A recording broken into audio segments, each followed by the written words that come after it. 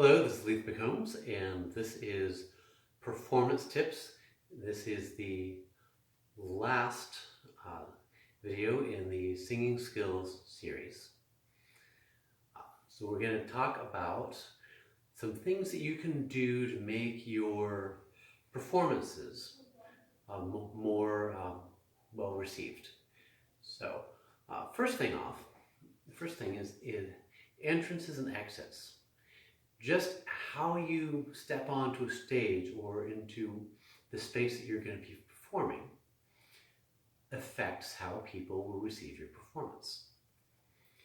And now, if you're in a choir or something like that, that's all someone else is making those decisions. But when you're solo performing or you're performing with your own group, you want to come onto the stage and take a spot, that's your spot, and own that space. So I'm going to step back. When you come in, you want to be able to immediately come into that, and you're taking on this persona of this performing version of yourself. So you take your spot, you take a quick look around, take a breath, focus yourself, and begin.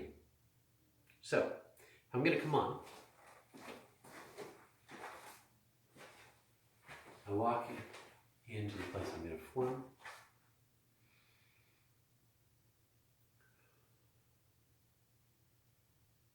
Hear the words of a great mother. Start. So, I came in. Found my space.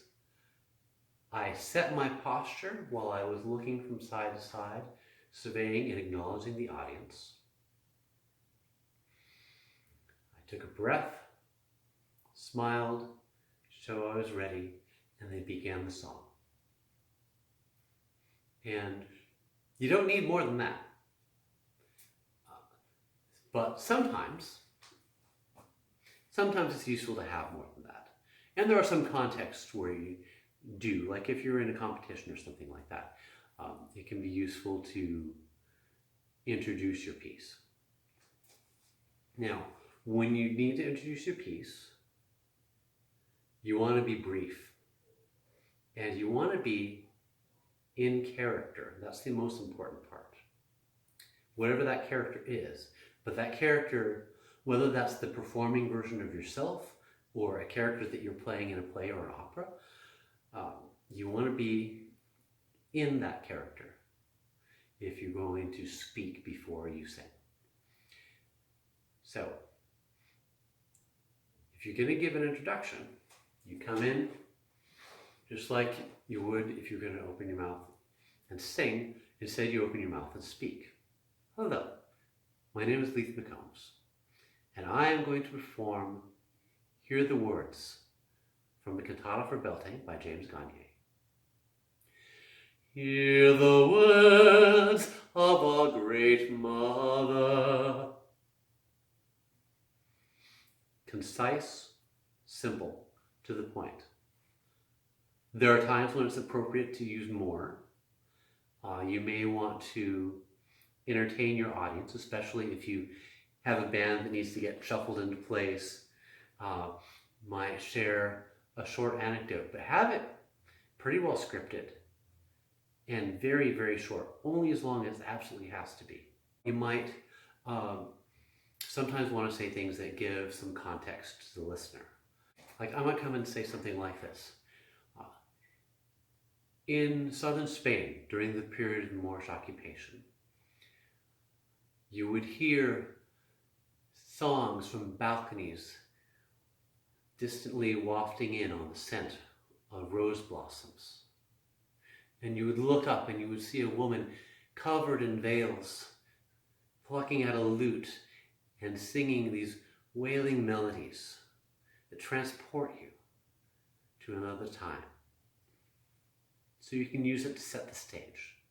So in this case, I gave context. It both tells you historically a little bit about where this piece was from, and also gives the ambiance of how someone living in that time would have heard the piece, but does it in a way that's part of my performance. A lot of people also use comedy, which is fine. That's not my particular approach when I do a song typically, but that doesn't mean it's not valid. It's just not something I'm all that good at. So I tend to stick with the more dramatic and ambient types of introductions if I'm going to give one. The other piece to consider with that is sometimes you need some translation. And that might go in your introduction or it might go in your song.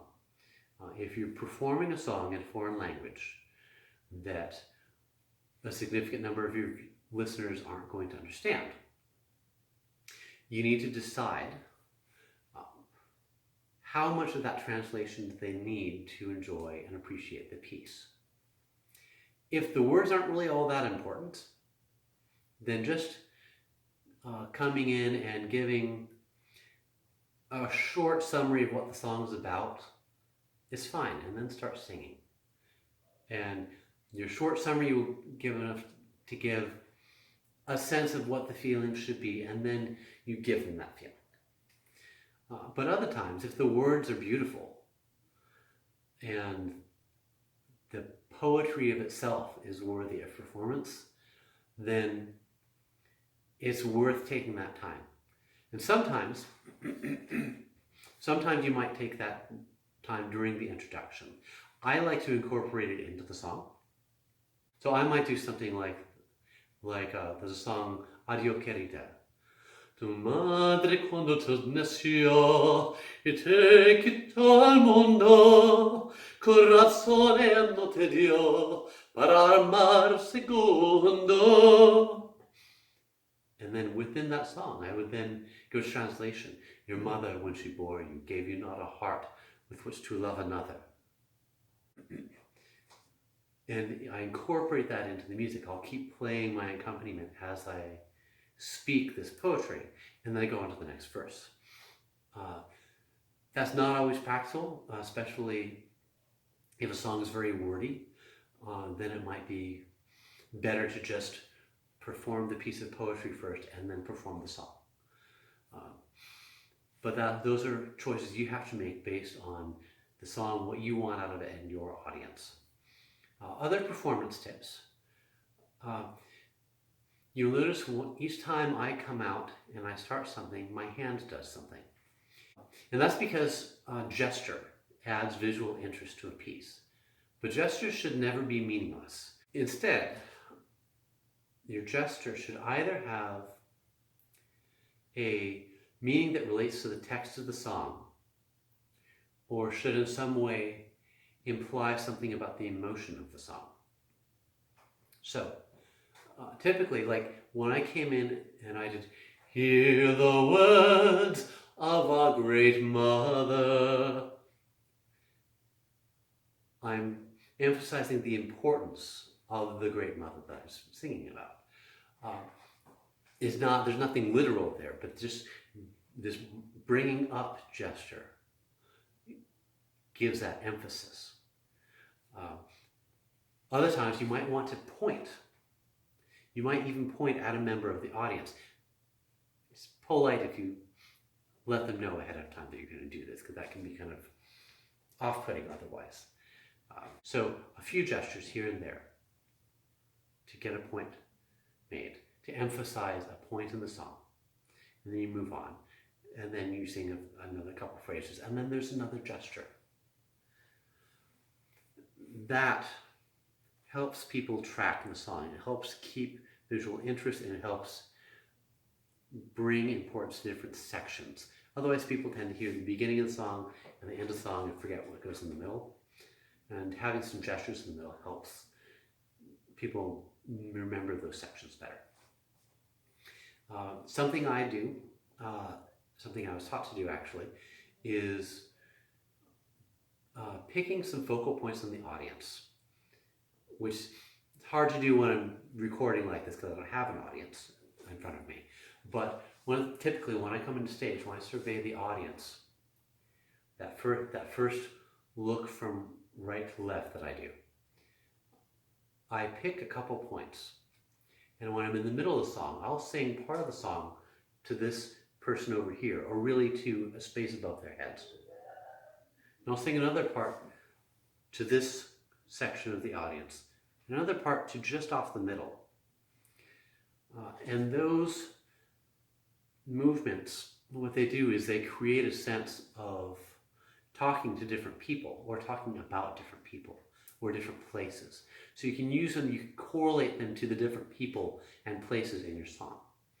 And again, as visual interest, it helps give people a visual connection to that section of the music. Gesture is important, but your face is important too. And there's a lot of gestures that happen right here. A smile, a grin, a sad face, an angry face. All of these things matter because that's where people are looking the most. This is the main visual focus. These things happen, your body motions matter, but people are looking here. They can't necessarily see your eyes very well, but they can see the bigger motions that your face makes. Those motions also affect the sound that you make as you sing. So they will color that part of the song with the emotion that you're conveying with your face. So it effectively makes the song more emotive, as well as giving the audience something to look at. So that's something you want to plan in your interpretation. Where are the parts where I want to really emote something? And if there's a part that's really sad, have the sadness of that person as you're singing that portion. Or if something glorious, you bring that into your face as well. And so don't be shy about facial expressions. You can overdo it, especially changing between expressions too much. Just like with gestures, you don't want to be like I am talking to you right now. You want a gesture, another gesture. And here's a phrase where you have a particular expression, and then a phrase where you have another. So with all these tools, you want to plan out the visual aspect of your performance, and much as you did with the audio aspects of your interpretation, and it's all one piece. And remember that your performance starts the moment you step onto stage and ends the moment you step off. So all those places between songs, or as you're stepping in to spot, as you're introducing, it's all part of the performance. When you leave,